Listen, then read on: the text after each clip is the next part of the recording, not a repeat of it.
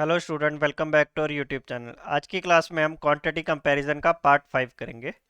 4 part already uploaded है जिसमें हमने अर्थमेटिक बेस के जो आपके बैंक मेंस में क्वेश्चन पूछे जाते हैं डिस्कस किए थे। आज की क्लास में आपका पार्ट 5 है। फर्स्ट क्वेश्चन देखिए, क्वांटिटी 1 एक्स। एक्स हमें x is the number of days taken by A alone to complete a work. A and B together can complete the same work in 16 days, while A and C can complete the work in 15 1/3 days. Fraction में ratio of efficiency of B and C 3:4. Find the value of X. सबसे पहले हमने पहले भी question किए हुए हैं time and work के। सबसे पहले तो हम देखेंगे कि टोटल वर्क लेंगे। टोटल वर्क एक ऐसा नंबर चूज करेंगे जो इन दोनों का एलसीएम हो, इजिली डिविजिबल हो। एक जगह आपको 16 दिख रहा है और एक जगह आपको 15 1/3। ए और बी किसी काम को कर रहे हैं 16 डेज में, और दूसरा वेरिएबल क्या है, ए और सी। 15 1/3, इसका फ्रैक्शन कितना होगा? मिक्स फ्रैक्शन है, थोड़ा लिखने में इस तरह दिया हुआ है 15 1/3। 46/3 आ जाएगा।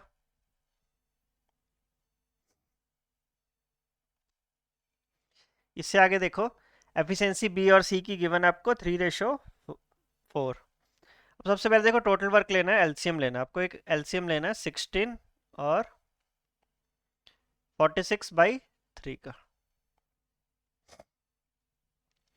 अब इनका देखो, जब एलसीएम आपको लेना है तो आपको पता है इसका सबसे पहले आप देख लो 16 और 46 का लेना है। जब फ्रैक्शन में एलसीएम लेना तो सिंपली क्या होता है, एलसीएम ऑफ न्यूमरेटर और HCF of denominator. Highest common factor denominator, वो तो आपको पता है इधर 16 के नीचे 1 तो होता है, तो नीचे 1 रहेगा। बस हमें न्यूमरेटर पे फोकस करना है, 16 और 46 पे। जल्दी से देख लो, 46 का टेबल थोड़ी सी दिक्कत होगी तो वैसे ही देख लो। 16 में देखो 4 × 4 16 होता है, और 46 4 से तो नहीं कटेगा बट वैसे ही देख लो, 2 और 23। 16 को 2 और 8 लिख लो, तो इसका एलसीएम कितना आ जाएगा? दो जगह कॉमन है तो टोटल वर्क कितना आ जाएगा? मल्टीप्लिकेशन करना कर लेना, नहीं तो सिंपली इतना लिख लो, 2 × 8 × 23। ये आप जाएगा आपका टोटल वर्क। पूरा कैलकुलेट करना आपकी अपनी चॉइस है। मैं देख लिया, देखो 16 को मैंने स्प्लिट किया 2 × 18 में, और इसको भी 46 को भी। अब इसमें मैंने एक कॉमन देख लिया, देखो 2 तो कॉमन था और बाकी दिस। एलसीएम लेना तो सबको आता होगा, नहीं तो एक एक करके वैसे कर लेना जैसे स्कूलिंग में करते थे। अब इससे आगे देखो, फिर हम क्या करते थे, एफिशिएंसी निकालते थे। अब नीचे देखो डिनोमिनेटर एचसीएफ इनका 1 ही रहेगा, तो सिंपली इसका एलसीएम ये रहेगा 16 × 23। मैं पूरा कैलकुलेट तो नहीं कर रहा है, मुझे पता है कि बाद में एफिशिएंसी निकालने में फिर मेरे को डिवाइड करना पड़ेगा, तो क्यों ना इसको इतनी बड़ी कैलकुलेशन क्यों करनी, जो चीज़ पूछ रहे हो उसी को फोकस करते हैं। एफिशिएंसी ए और बी देखो किसी काम को कितने दिन में कर रहे हैं, 16 डेज में, तो इनकी एफिशिएंसी कितनी आ जाएगी? अब यही चीज़ है, 16 × 23, मतलब ये इसको डिवाइड बाई एफिशिएंसी क्या रहता है, वर्क अपॉन टाइम। तो ए और बी की एफिशिएंसी आ जाएगी, मैं यहाँ पे लिख देता हूँ, ए और बी की एफिशिएंसी इसको डिवाइड करोगे तो कितनी आ जाएगी, 23 यूनिट, और ए और सी की। अब ये सिंपली है, देखो 16 × 23 टोटल वर्क है, डिवाइड बाई ए और सी के days, efficiency work upon time, तो 46/3 से डिवाइड करोगे। इसको सॉल्व करके देखो कितना आ रहा है, इधर से कट जाएगा 2 और 8, देख लो 24 यूनिट आ जाएगी, कैलकुलेशन करके देखो। इसके बाद जो चीज़ गिवन है आपको, बी और सी एफिशिएंसी की रेशो दी है 3:4। अब देखो बी और सी की ये एफिशिएंसी की रेशो है, बट वैसे भी आप अब कैलकुलेट भी देखोगे तब भी वैसे वैल्यू यही आएगी। इनकी एक्चुअल वैल्यू भी 3 और 4 होगी, मैंने तो ऐसे क्रॉस करके देख लिया, आप वैसे ही देख लो। अब देखो ए और बी की 23 थी, ए और सी की 24 थी, और बी और सी की 3 और 4 थी। अभी के लिए बाय द वे आप इधर पुट भी करते, इन इक्वेशनों को यूज करते। देखो फर्स्ट इक्वेशन इसको मान लो, एफिशिएंसी की बात कर रहा हूँ अब मैं। ए ए देखो इस तरह भी करते हैं तो 23 माइनस बी लिखना था आपने, और उधर भी कितना आना था आपका, 24 माइनस सी आना था। तो सिंपली आपने बी और सी 3 और 4 थे, तो सिंपली आप 23 माइनस कुछ भी वेरिएबल भी डालते, 3x डाल देते, और इसको 24 माइनस 4x भी डाल देते। तो आप सिंपली कैलकुलेट भी करते, x को एक तरफ भी लेके जाते, इधर लेके जाते, 4x is equal to 1, sorry 4x minus 3x, तो सिंपली x रह जाना था, x इक्वल टू 1 यूनिट। तो x इक्वल टू 1 यूनिट मतलब इनकी एक्चुअल वैल्यू भी 3 और 4 है। देखो एक्चुअल में मेथड इसका यही है। अभी के लिए तो मैंने क्रॉस चेक वैसे ही कर लिया था कि इधर 3 पुट करने पे भी, इधर 3 बी की वैल्यू 3 पुट करने पे ए की वैल्यू 20 आ रही थी, इधर जब मैं सी की वैल्यू 4 पुट कर रहा था तब भी मेरे पास ए की वैल्यू कितनी आ रही थी, 20 आ रही थी। तो मुझे पता लग गया था कि ये इनकी रियल वैल्यू है, 3 और 4 मतलब इसकी रियल एफिशिएंसी है। तो ए की एफिशिएंसी भी कितनी आ जाएगी, 20 यूनिट। बट बाई चांस ऐसा होता, मैंने आपको मेथड बता दिया कि बाई चांस इसकी 3 और 4, ये तो रेशो थी, बाय द वे इनकी वैल्यू 6 और 8 भी आ सकती थी। वो कब आनी थी, जब इधर सेटिस्फाई नहीं करनी थी ये दोनों इक्वेशन। तो इधर हमें पता लग गया कि ए की एफिशिएंसी कितनी आ गई, 20 यूनिट। हमें लास्ट में ये पूछा number of days taken by A alone. अब देखो टोटल वर्क हमारा यही चीज है, तो ए अलोन को कितना टाइम लगेगा, डिवाइड बाई 20, डिवाइड बाई 20 कर लो, 2 से डिवाइड कर दो इसको, 8 से कर लो, 8 इंटू 23 डिवाइड बाई 10, 2 से मैंने इसे काटा था। तो देख लो कितनी वैल्यू आती है, 24 16 दिस। तो फर्स्ट क्वांटिटी तो आ गई हमारे पास 18.4। थोड़ा calculative calculative in the sense, मैं आपको पहले एक्सप्लेन कर रहा था कि एलसीएम आपको इस तरह लेना है। बाकी देखो फर्स्ट की वैल्यू आ जाएगी 18.4। अब सेकंड क्वांटिटी फाइंड करनी है, मैं इसको रब कर रहा हूँ, अब इसको नोट कर लो। फर्स्ट कैलकुलेट हमने कर लिया, तो फर्स्ट की वैल्यू हमारे आ गई थी 18.4। वैसे ही अब सेकंड देखो, P Q R takes Y days to complete a work. Efficiency की रेशो गिवन है पी क्यू आर की 2:3:4, और P and Q takes 18 days to complete that work, find the value of Y. देखो इधर से भी कर सकते हैं, पी और क्यू को 18 दिन लग रहे हैं, तो टोटल वर्क ले लोगे, ये इजी है। टोटल वर्क कितना आ जाएगा, एफिशिएंसी वर्क अपॉन टाइम है, तो वर्क कितना आ जाएगा, efficiency into time. Total work आप इस पॉइंट से ले सकते हो, पी और क्यू के डेज दिए हैं, तो हम क्या करेंगे, पी और क्यू की एफिशिएंसी ले लेंगे, 3 और 2 कितनी, 5। मैंने पी और क्यू की एफिशिएंसी ली 5, और इनको इकट्ठा कितना टाइम लग रहा है, 18। तो टोटल वर्क कितना हो जाएगा, 90 यूनिट। तो टोटल वर्क कितना हो गया, 90 यूनिट। और हमें क्या बताना है, वाई क्या है जब तीनों इकट्ठे काम कर रहे हैं। तो हमें सिंपली डेज बताने हैं, तो डेज कितने आ जाएंगे, 90 डिवाइड बाई टोटल एफिशिएंसी, वो कितनी है, 2 + 3 + 4 डिवाइड बाई 9, तो कितना आ जाएगा, 10। तो सेकंड क्वांटिटी कितनी आ जाएगी आपके पास, 10। तो इसमें क्या आ जाएगा, first quantity greater than second. बस पहला थोड़ा सा कैलकुलेटिव था, दूसरा तो इजीली वैल्यू आ गई थी आपकी 10। नेक्स्ट क्वेश्चन देखिए। अब ये क्वेश्चन देखिए, थोड़ा सा आपको अर्थमेटिक नॉलेज है एपी का, अर्थमेटिक प्रोग्रेशन, तो आप इस क्वेश्चन को इजीली कर सकते हो। मेथड देखो और भी है, बट मैं अभी चलो फॉर्मूले लिख लेता हूँ। अर्थमेटिक प्रोग्रेशन मीन्स कोई सीरीज है जिसमें आप कॉमन डिफरेंस, स्कूलिंग में थोड़ा सा 9th में भी होता है और 11th में भी होती है चीज़ें। जनरल टर्म क्या रहती है, ए प्लस डी, थोड़ा सा मैं बता रहा हूँ, ये इसकी जनरल टर्म है, सो ऑन। इसकी लास्ट टर्म होती है a+n-1d, जो जो यूज हो रही है। ए फर्स्ट टर्म, कई स्टूडेंट्स ऐसे भी होंगे जो सीधे वीडियो देख रहे हैं, तो उनको थोड़ा सा बेसिक फॉर्मूला तो बताना एटलीस्ट पड़ेगा मुझे। कॉमन डिफरेंस,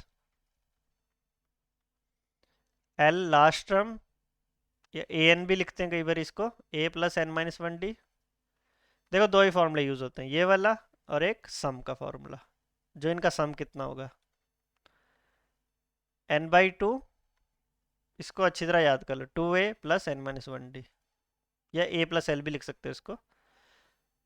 एग्जाम्पल, कई स्टूडेंट बोलते हैं सर एग्जाम्पल समझाओ, ऐसे नहीं समझा रहा। कुछ भी नंबर दिया, वैसे 25 दे दिया मैंने, इधर 32 लिख दिया, इधर 39 लिख दिया, इधर 46 लिख दिया, सो ऑन, इस तरह करके कोई मैंने सीरीज दे दिया आपको।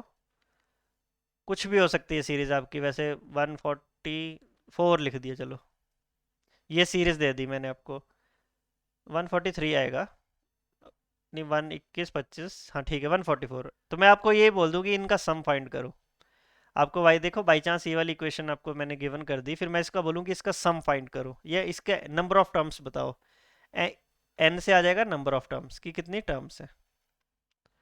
तो अर्थमेटिक प्रोग्रेशन, अर्थमेटिक मतलब इसमें कुछ ना कुछ कॉमन चीज ऐड हो रही है। आप इसमें नोटिस करोगे कि 25 to 32, जो मैं अभी लिख रहा हूँ एग्जांपल 7, इधर भी 7 7, तो मैंने 7 7 इंक्रीज किया, बस इसमें आपको मैं टर्म्स बता रहा हूँ कि क्या क्या होती हैं। फर्स्ट टर्म 25 है, डी होता है कॉमन डिफरेंस, मतलब जो हर बार कितना कितना बढ़ रहा है, 7 7 बढ़ रहा है, और ये इसकी लास्ट टर्म है, 144 इसकी लास्ट टर्म है। इसका यूज करके आप n की वैल्यू निकाल लोगे, जब n निकल जाएगा तो आप सम भी निकाल लोगे। तो ये देखो ये बेसिक सा था, थोड़ा सा मैंने कोशिश की आपको समझाने के लिए जल्दी में, क्वेश्चन पॉइंट ऑफ व्यू से आपको समझ आ जाए एपी अर्थमेटिक प्रोग्रेशन। बाकी इस क्वेश्चन को करते हैं। जिन्हें फॉर्मूले नहीं पता है पहले फॉर्मूले नोट कर लो, फिर इस क्वेश्चन का सोल्यूशन देखो, फिर आपको ज़्यादा समझ आएगा। फर्स्ट बोल रहा है कि x की वैल्यू बताओ, और x क्या है, sum of x consecutive number is. देखो फॉर्मूले वो भी होते हैं कि स्टार्टिंग वाले फॉर्मूले होते हैं कि स्टार्टिंग 100 नेचुरल नंबर या 10 नेचुरल नंबर, स्क्वेयर क्यूब वगैरह, वो भी चीज़ें होती है, बट इसमें आपको अर्थमेटिक प्रोग्रेशन लगेगी। ले first number is 11। Consecutive number मतलब सिंपली, मतलब आपको देखो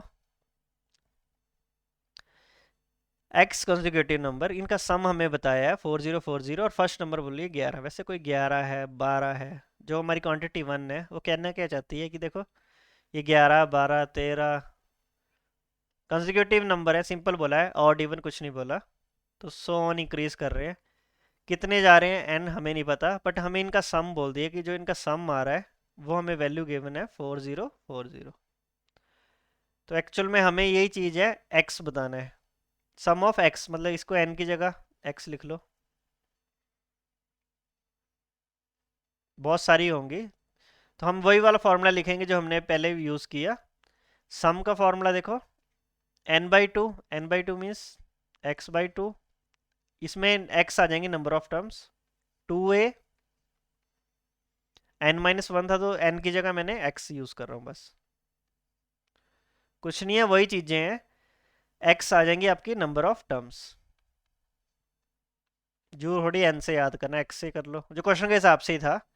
अब हमें सम गिवन है इसका 4040, x हमें फाइंड करना है, डिवाइड बाई 2। फर्स्ट टर्म हमें पता है 11, तो कितना आ जाएगा, 2 इंटू 11 22, प्लस x-1, और डी डिफरेंस, कॉमन डिफरेंस देखो हर बार एक एक यूनिट ही है, कंसेक्यूटिव नंबर है तो ये 1 ही रहेगा।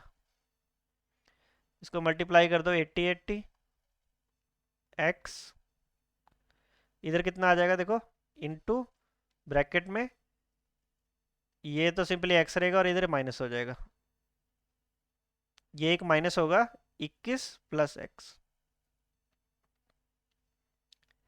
अब देखो आप इसको अब सॉल्व करने की कोशिश करोगे तो क्वाड्रेटिक इक्वेशन बनेगी, थोड़ा सा देखो गैस भी चलता है। अब देखो ये चीज़ है, x 21 प्लस x, ये कितना जाना, 8080 आना चाहिए। तो सबसे पहले देखो आप ट्राई देखो ना, फैक्टरी होंगे इनके एक्चुअली। 808 को देख लो पहली बात, जीरो तो मैं लगा ही लूंगा, या इसको आप 8 से करके देख लो सीधा, 80 लिख देते, नहीं तो कहीं बोलेंगे सर जीरो कहाँ गया।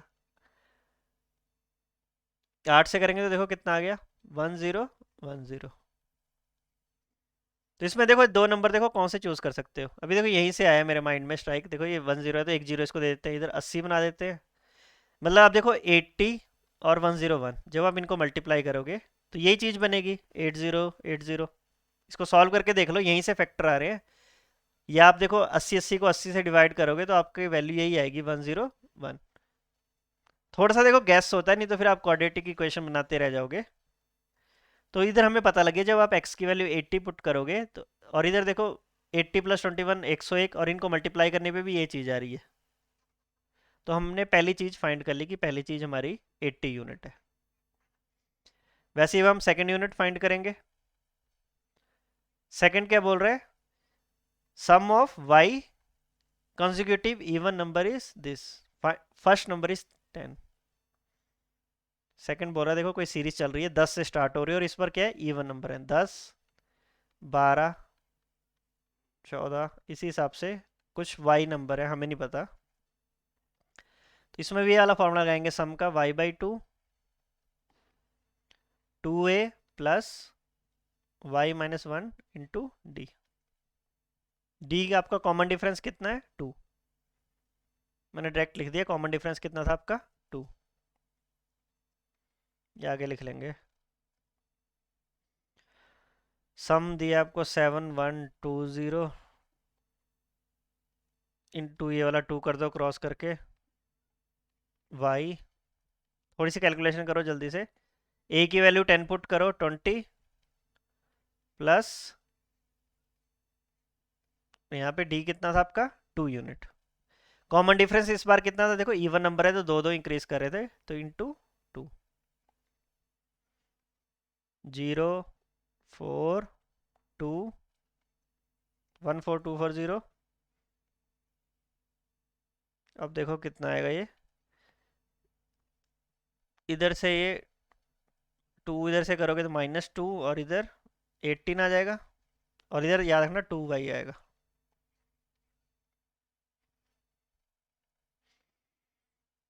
अब इसमें भी हमें देखो वैल्यू देखनी पड़ेगी। कैलकुलेट देखो वैसे भी करना पड़ेगा, इसमें भी हिट एंड ट्रायल है, बट एक चीज़ देखो ना कि हमें कंपेयर किससे करना है, 1 से करना है ना। 1 की वैल्यू कितनी है 80, 1 की वैल्यू कितनी है 80। अब हम 80 पे चेक कर लेते हैं कि सेटिस्फाई कर रही है, नहीं तो इससे ज़्यादा वाले पे चेक कर लेंगे। इक्वेशन तो सेटिस्फाई करनी चाहिए। जब आप y की इफ़ y 80 होगा, पता लग जाएगा ना कि कितनी वैल्यू आ रही है। इधर 80 लेने पे ये 14 मतलब 14,240 से देख लेंगे ना कितनी आ रही है। 80 लेने पे ये कम आ रही है, कम आ रही है तो मतलब y की वैल्यू फिर उसी हिसाब से हमें क्रॉस चेक करना पड़ेगा ना कि कितनी है, ज़्यादा है कम है। पहले y 80 देख लो, इसलिए 80 एक हमारे पास न्यूट्रल फैक्टर है। 80 इधर पुट करने पे ये कितना आ जाएगा 80 इंटू ये कितना हो जाएगा देखो 160, 160 प्लस 18 178। अब ये चीज़ क्रॉस चेक कर लो कि ये पुट करने पे कितनी वैल्यू आ रही है, 14,240 ही आ रहा है या इससे ज़्यादा ही कम आ रहा है, फिर वो हमें पता लग जाएगा। ये वैल्यू बाय द वे ज़्यादा आ रही होगी, ये वैल्यू बाय द वे ज़्यादा आ रही होगी। इफ़ मैं आपको बता रहा हूँ कि कंपैरिजन कर रहे हैं, ये मोर आ रही होगी, ये ज़्यादा आ रही होगी, तो मतलब क्या है y की वैल्यू लेस देन 80 होगी।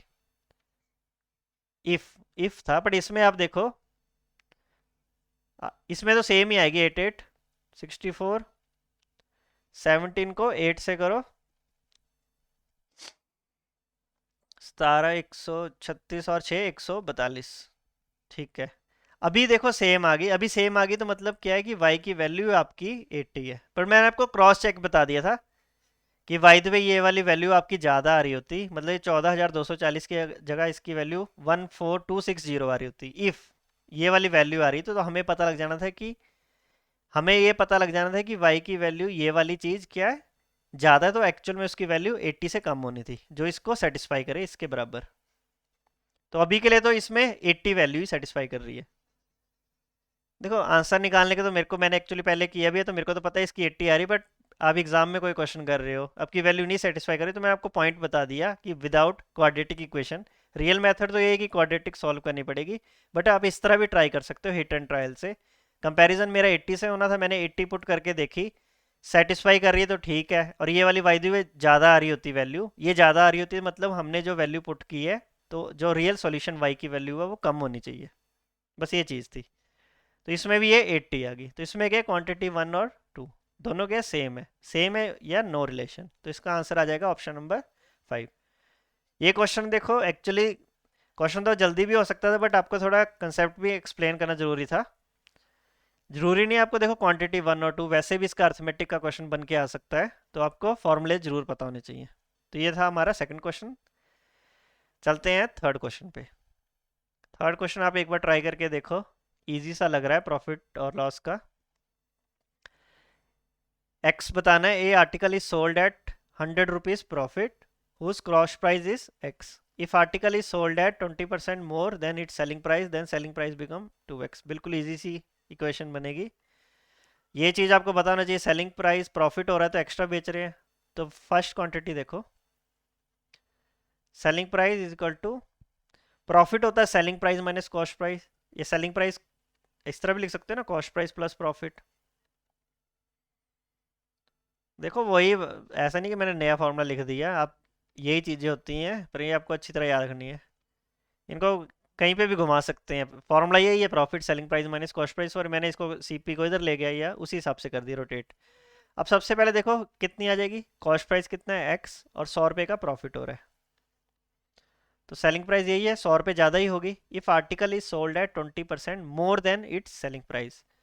अब जो न्यू सेलिंग प्राइस है वो 20% मोर है, 20% मोर मतलब 120% है।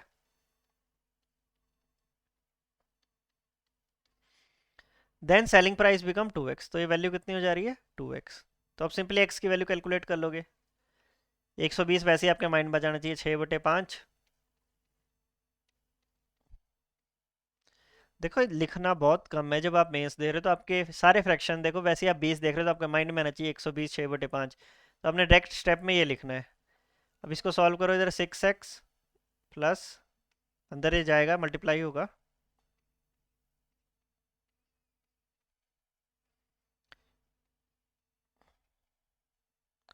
4x 600, या x कितना आ जाएगा आपका, 4 से डिवाइड कर लो 150।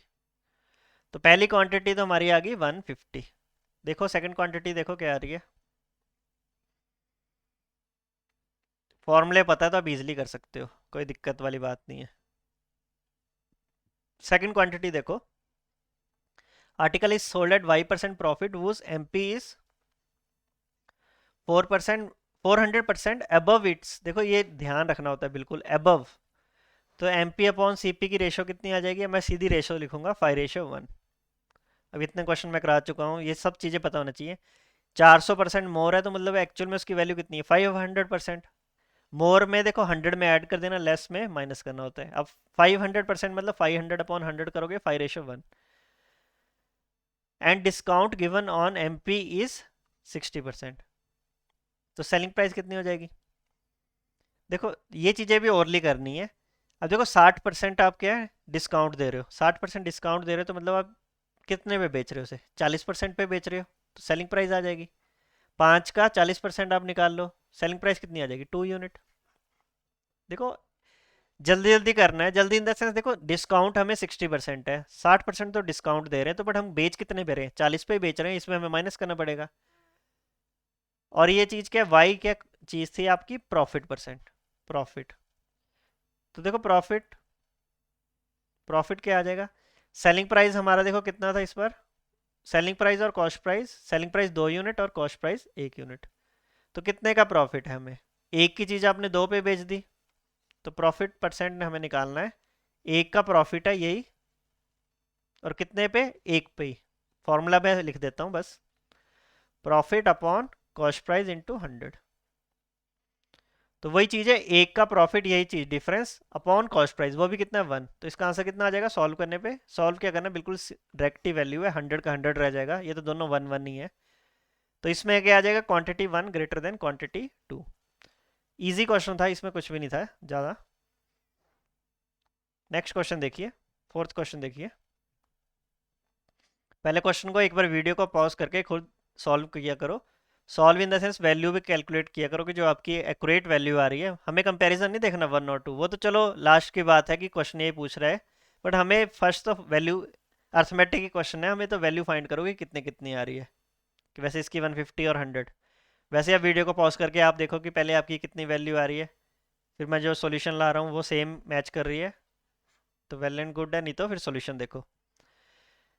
A train crosses a 240-meter long tunnel in 28 seconds, while a platform of length 325 meter in fraction दिए 33 2/3. Find the speed of train in kilometer per hour. Conversion बाद में कर लेंगे, पहले हमें मीटर पर सेकंड में दिया है तो इसको इसमें रहने देंगे। अब एक चीज़ मेरे को बताओ, ट्रेन ही क्रॉस कर रही है टनल को और वो ही कर रही है प्लेटफॉर्म को, तो इसमें नेचुरली बात है कि टनल क्रॉसेस है टनल, टनल की लेंथ कितनी है 240 और प्लेटफॉर्म की लेंथ कितनी है 325। तो मतलब क्या बात है, प्लेटफॉर्म की लेंथ ज़्यादा है, प्लेटफॉर्म की लेंथ ज़्यादा है तो ही उसको टाइम एक्स्ट्रा लग रहा है। अब देख रहे हो कि पहले केस में उसको 28 सेकंड लग रहे हैं और दूसरे केस में उसको लग रहे हैं 33 2/3। तो इससे हमें क्या चीज़ पता लगी कि उसको जो एक्स्ट्रा टाइम लग रहा है ये वाला 33 2/3 माइनस 28 कितने का देख लो, 5 मिनट लग रहे हैं ना, 5 2/3 सेकंड जो इसको एक्स्ट्रा लग रहे हैं।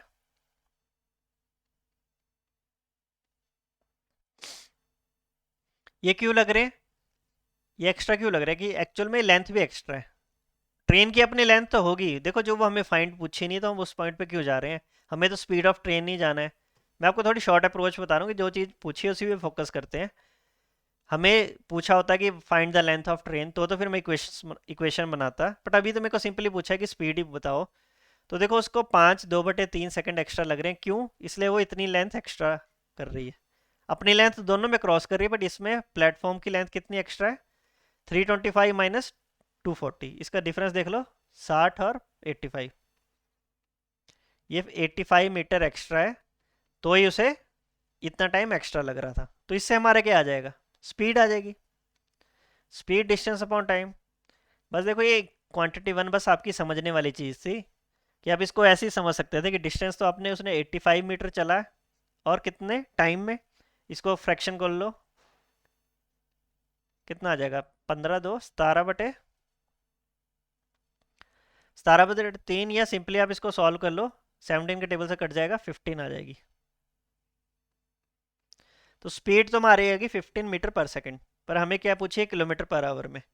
एक चीज़ जो अच्छी तरह याद रखनी है अपने, किलोमीटर पर आवर से को मीटर पर सेकंड में 5/18 मीटर पर सेकंड।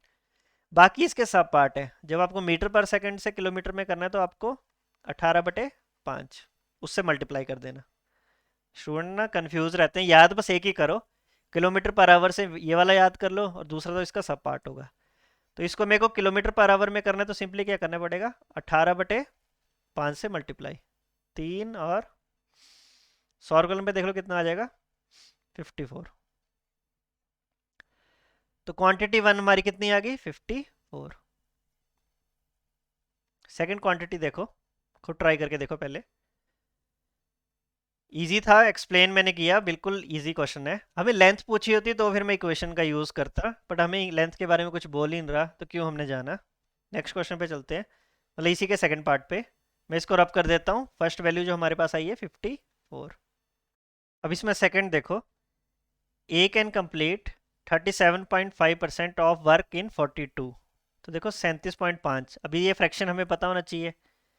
37.5 कितना होता है 3/8, 3/8 करने को उसको कितने लग रहे हैं 42 डेज। तो पूरा करने को कितने लग जाएंगे यहीं से कैलकुलेट कर लो,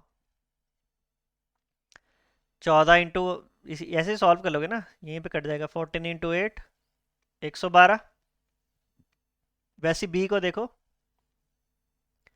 60%, 60% मीन्स 3/5, 3/5 परसेंटेज में कर रहे हो तो 100 करना है, रेशो में कर रहे हो तो 1 यूनिट करना है। 3/5 काम कर रहा है 48 डेज में, तो पूरा काम करने को बी को कितने डेज लगेंगे, यहाँ से भी कैलकुलेट कर दोगे, 16 इंटू 5 80।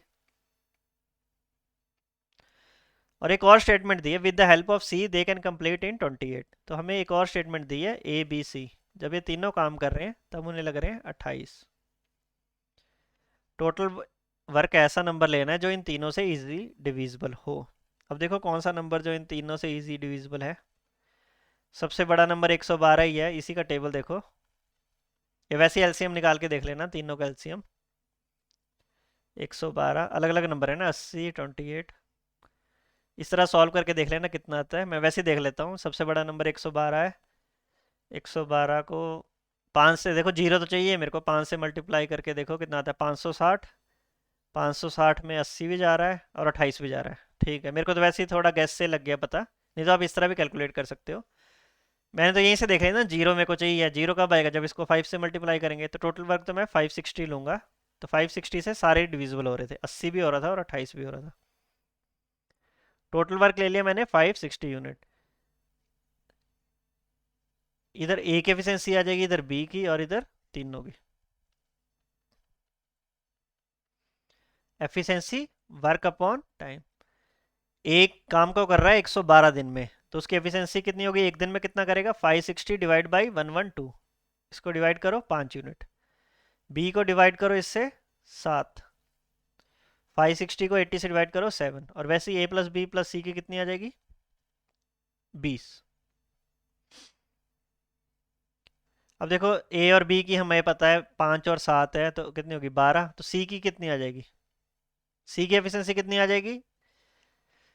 8 यूनिट। देखो ये स्टेप तो एक्स्ट्रा वैसे ही कर लोगे। इधर आप नेक्स्ट इक्वेशन में पुट करोगे कि ए प्लस बी प्लस सी टोटल कितनी वैल्यू इनकी? 20 है। ए और बी हमारे पास पता है 5 और 7 है, तो 12 है। तो 12 में से सी की वैल्यू 8 पुट करोगे तो ही 20 बनेगा। तो सी की एफिशिएंसी 8 यूनिट आ गई। और हमें लास्ट में क्या पूछा है? टाइम। तो टाइम कितना आ जाएगा? सिंपली वर्क अपॉन एफिशिएंसी आ जाएगी। 560 यूनिट काम करना है, एक दिन में 8 यूनिट कर रहे हैं, तो उसको कितने लगेंगे? इसको 8 से डिवाइड कर लो, 70। तो इसमें हमारा देख लो कि कौन सी इक्वेशन हो जाएगी, second greater than first. Easy था, बस थोड़ा सा कैलकुलेशन थी और ये चीज़ें जल्दी करनी है, कर सकते हो इजीली। तो ये था हमारा फोर्थ क्वेश्चन। एक और क्वेश्चन देख लेते हैं, लास्ट क्वेश्चन, फिफ्थ क्वेश्चन। देखो क्या चीज़ बोल रहा है। Rahul had rupees 8000 with him. He invested rupees x in scheme A offering simple interest 24% पर annum, rest in scheme B offering compound interest at the rate of this. 2 साल बाद interest from both scheme is, total interest दिया है given 3084। Find the amount invested in scheme B. B में कितना invest किया है?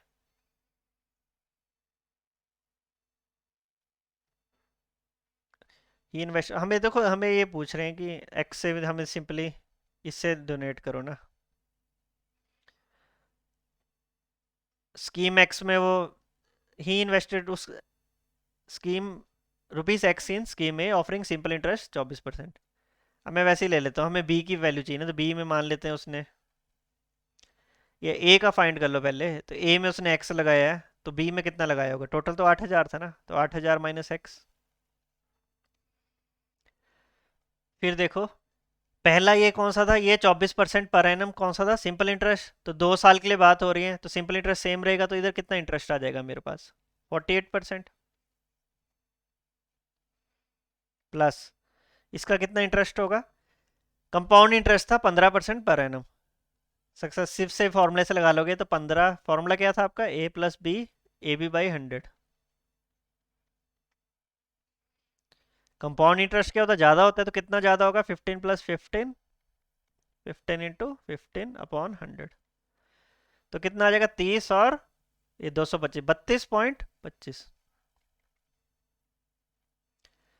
हमें बस ये चीज़ दी है, इसकी वैल्यू कितनी है? Total interest 3084। बस मैंने आपको एक इक्वेशन बता दी, इसको सॉल्व करोगे एक्स की वैल्यू आ जाएगी। यही चीज़ था। एक्स उसने स्कीम ए में ऑफर किया, सिंपल इंटरेस्ट था 24%, 2 साल के बाद 48 हो जाना थी ये वाली वैल्यू। और दूसरे में क्या था? उसका इंटरेस्ट था 15% था। तो 2 साल बाद कितना हो जाएगा? कंपाउंड इंटरेस्ट ज़्यादा होता है। मैंने सक्सेसिव से बता दिया आपको, इस तरह कर सकते हो। अब देख लो, इसको थोड़ा सी कैलकुलेशन तो करनी पड़ेगी। 48x इधर है,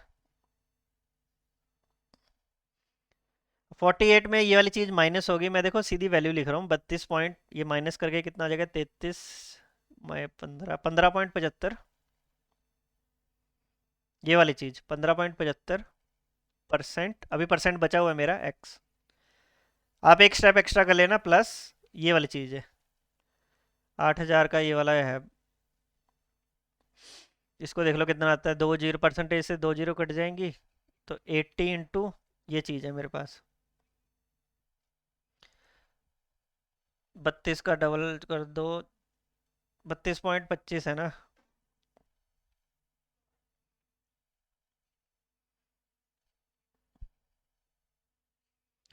मैंने 2 0 काट दी थी, परसेंटेज की 2 0 काट दी मैंने, और इसको मैंने 1/4 लिख लिया।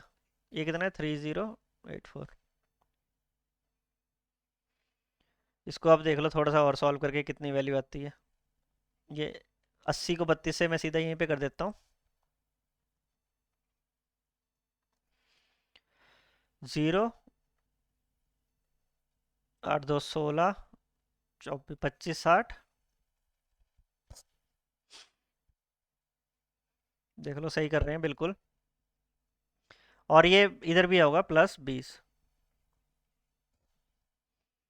तो इसकी वैल्यू कितनी आ गई 2580। और वो कितना है 3084। आप देखो कैलकुलेट कर लेना, भी वो नेक्स्ट स्टेप में उधर जाके माइनस हो जाएगा। माइनस करके देख लो कितनी आती है वैल्यू। मैं इधर सॉल्व कर रहा हूँ, 15.75% की वैल्यू आ जाएगी। उधर जाके माइनस होगा 04 और 504।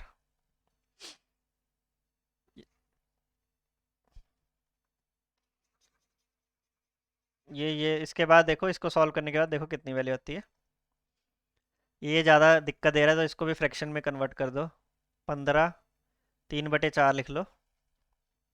परसेंटेज अभी बचा है ऑफ एक्स 504, या 63/4। अभी भी परसेंट बचा है एक्स।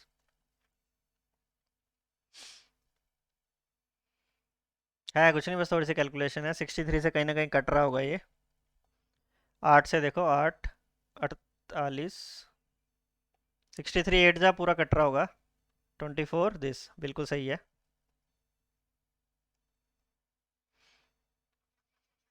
तो हमारे पास कौन सी वैल्यू, देखो इसको 8 से काट दिया मैंने तो सिंपली आपके पास x की वैल्यू आ जाएगी 3200। आप करके देखो 32, और ये परसेंट था ना, x परसेंट था 32, तो सिंपली आप x की वैल्यू फाइंड करोगे तो x पॉन 100 करोगे तो 3200 आ जाएगी। तो x आपके पास 3200 है। तो हमें क्या चीज़ चाहिए थी, find the amount invested in scheme B. Scheme B में कितना था 8000 माइनस 3200, तो इसमें 3200 माइनस कर लो तो आपके पास वैल्यू आ जाएगी 48। तो पहली चीज़ तो आ गई हमारे पास 48। था कुछ नहीं, वो थोड़ा सा पॉइंट्स में जा रहा था तो थोड़ा सा लग रहा था, लग भी क्या रहा था, थोड़ी सी कैलकुलेशन थी, बाकी तो क्या था। इसको सॉल्व तब भी कर लो, हमारे पास वैल्यू आ जाएगी। एक्स की वैल्यू मैंने कैलकुलेट की है 3200, पर हमें क्या पूछा था स्कीम बी, तो स्कीम बी में कितना था आपका ये वाली वैल्यू। इसको मैं रब कर रहा हूँ, फिर मैं आपको सेकंड क्वांटिटी सॉल्व करके बता रहा हूँ, और सेकंड इजी लग रही है बिल्कुल। सिंपल इंटरेस्ट बताना है। ये वाली वैल्यू देख लो कितनी आई थी हमारी, 48 आई थी। Simple interest in scheme which offer 5% rate, 3 साल, 3 साल के लिए 15% हो जाएगा। 30% सम 12,000, 30% हमें गिवन है 12,000। परसेंटेज में कर रहे हो तो 100% मैक्सिमम होता है, 30% ये है। तो सिंपली हमें क्या है 100% निकालेंगे। ये इसको वैसे काट दो, 30 से काटोगे तो कितना आ जाएगा 4। मतलब 1% की वैल्यू कितनी है 400। तो 100% मतलब टोटल कितना हो जाएगा 40,000। अब हमें इसमें क्या निकालना है, सिंपल इंटरेस्ट निकालना है, और कितना रेट है 5%। 3 साल के लिए कितना हो जाएगा 15%। तो हमें सिंपली 15% निकालना है। ये चीज़ें अब ओवरली करेंगे, सिंपल इंटरेस्ट सेम रहता है, 3 साल बोल रहे थे, 5 5 5, तो 15%। 40,000 का 15%, 2 जीरो कट गई, 400 × 5 6,000। तो सेकंड क्वांटिटी कितनी थी हमारी 6,000। तो इसमें भी क्या आ जाएगा second quantity more than first. तो आज की क्लास में भी हमने 5 क्वेश्चन डिस्कस किए। क्वेश्चन आपको पसंद भी आए होंगे और समझ भी आए होंगे। बाकी मिलते हैं नेक्स्ट वीडियो में, तब तक के लिए टेक केयर।